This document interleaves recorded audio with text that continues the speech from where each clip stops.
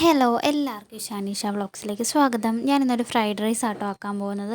അതിന് ആദ്യം തന്നെ പച്ചരി എടുത്ത് വേവിച്ച് മാറ്റി വെക്കണേ. പിന്നെ ആവശ്യത്തിന് വേണ്ട പച്ചക്കറിയൊക്കെ അരിഞ്ഞ് വെച്ചിട്ട് ഒരു ചീനച്ചട്ടി എടുത്ത് അതിൽ ബട്ടർ ഇട്ട് കൊടുത്തു കേട്ടോ. ബട്ടർ ഇല്ലെങ്കിലും ഓയിലോ അല്ലെങ്കിൽ നെയ്യോ എന്താണെങ്കിലും ഇട്ട് കൊടുക്കുക. എൻ്റെ കയ്യിൽ ബട്ടർ ഉള്ളതുകൊണ്ടാണ് ഞാനത് ഇട്ട് കൊടുത്തത്.